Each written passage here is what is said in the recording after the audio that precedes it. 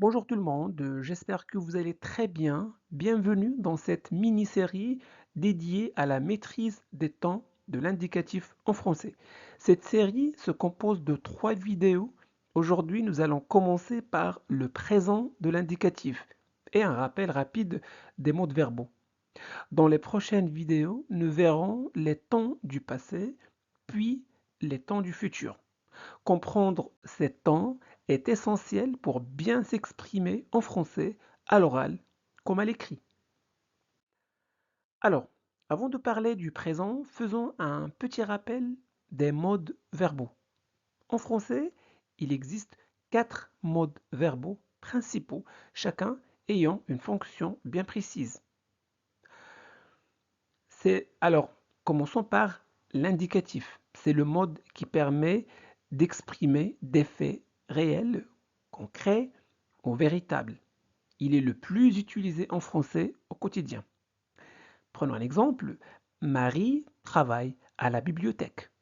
Cette phrase indique un fait certain. Le travail de Marie à la bibliothèque est présenté comme une réalité. Ici, nous avons le verbe conjugué au présent de l'indicatif. Le présent est un temps de l'indicatif. Donc ici, il n'y a pas de doute ni d'hypothèse. C'est un fait connu ou observable. Parfait. Deuxième mode, nous avons le mode subjonctif. Ce mode sert à exprimer le doute, le souhait, l'émotion, la volonté ou l'incertitude. Prenons un exemple. Il faut, il faut que tu fasses attention. Le verbe faire est un subjonctif présent car on exprime une obligation ou un souhait.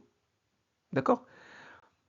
Troisième mode, le conditionnel. Ce mode sert à exprimer une hypothèse, un souhait, une possibilité ou une demande polie.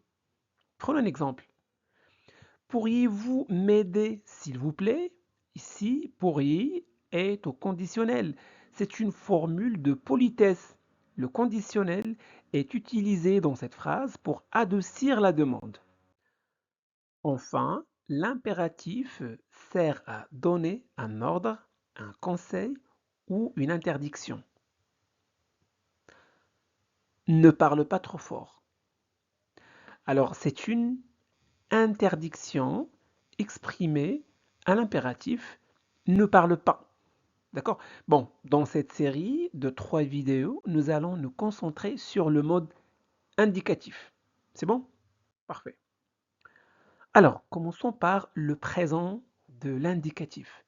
Le présent de l'indicatif est un temps simple, ce qui signifie qu'il est formé avec un seul mot, le verbe conjugué. C'est l'un des temps les plus utilisés en français. Le présent de l'indicatif ne sert pas uniquement à parler de ce qui se passe en ce moment. En réalité, il a plusieurs usages selon le contexte. Voyons maintenant ses différentes valeurs. Alors, le présent de l'indicatif sert à exprimer une action qui se déroule au moment où l'on parle. Prenons un exemple. Je lis un livre. L'action se passe maintenant, actuellement. Elle est réelle, observable, et donc on utilise naturellement le présent de l'indicatif. Parfait. Il exprime une action répétée, une routine, d'accord? Une habitude. Prenons un exemple. Elle va à la danse chaque samedi. Même si l'action ne se déroule pas forcément en ce moment, le présent de l'indicatif est utilisé car il s'agit d'un fait régulier, d'une habitude stable dans le temps. Parfait. Troisième valeur, le présent de l'indicatif permet d'énoncer un fait toujours vrai, valable en tout lieu et temps. Donc présent de vérité générale. Prenons un exemple. Le soleil se lève à l'est.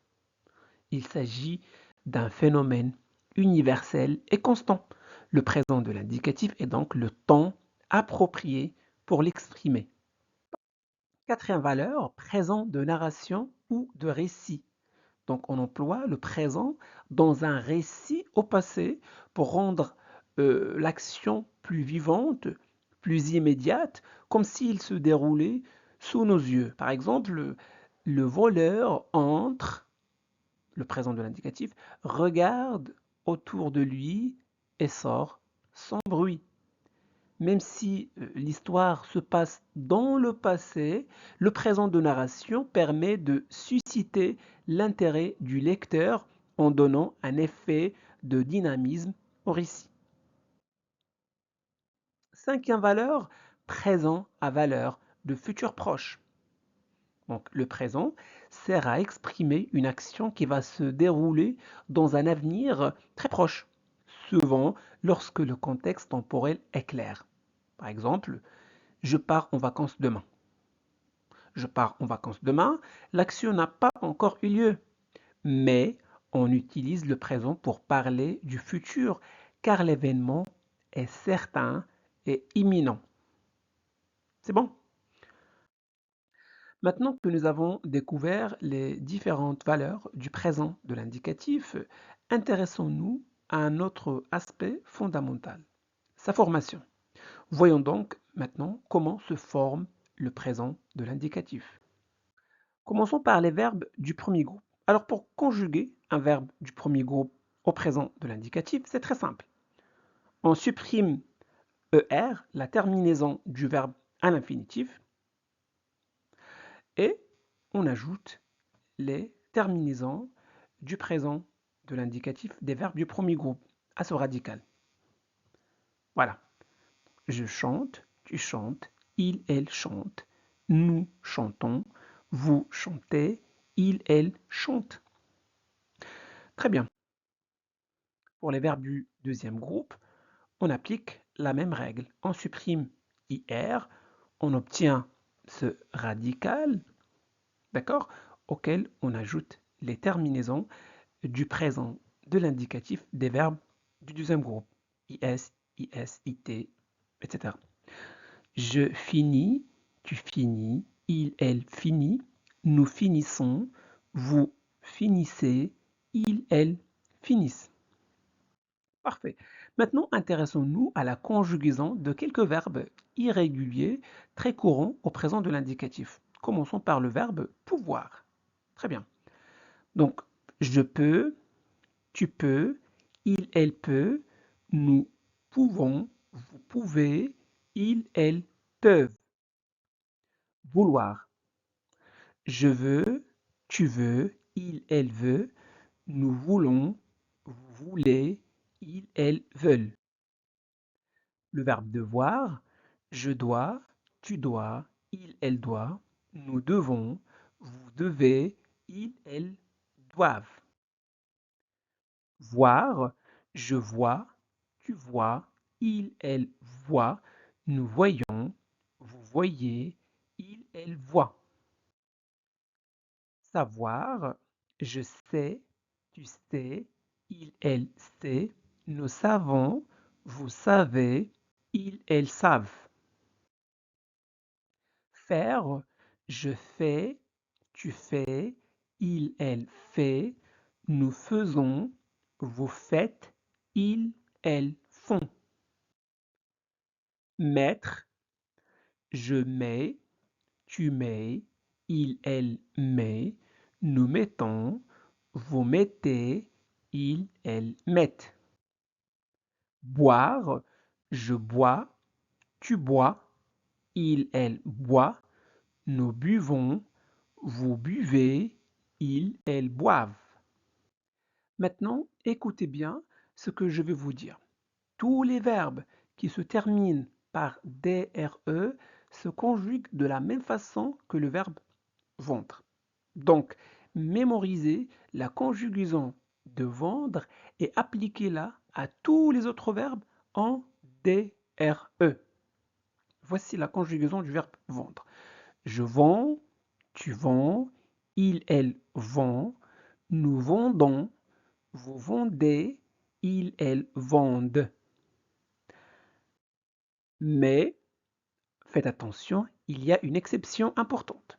Le verbe prendre et ses dérivés ne suivent pas ce modèle. Ils ont leur propre conjugaison différente de celle de vendre. Voici la conjugaison du verbe prendre, pardon.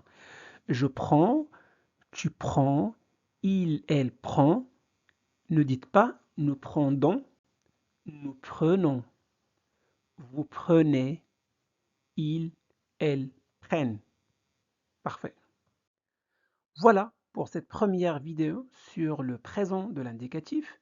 La prochaine vidéo sera consacrée au temps du passé, comme l'imparfait, le passé composé, etc. N'hésitez pas à liker cette vidéo, à la partager et à me dire en commentaire quel verbe au présent vous pose le plus de difficultés. À très vite. Donc voilà pour aujourd'hui, j'espère que cette vidéo vous a plu. Si c'est le cas, faites-le savoir en laissant un petit j'aime. Vous pouvez partager cette vidéo avec vos amis pour les aider à progresser en français et n'oubliez surtout pas de vous abonner à notre chaîne Classe de français pour ne pas manquer nos prochaines vidéos. Merci de votre confiance. Au revoir.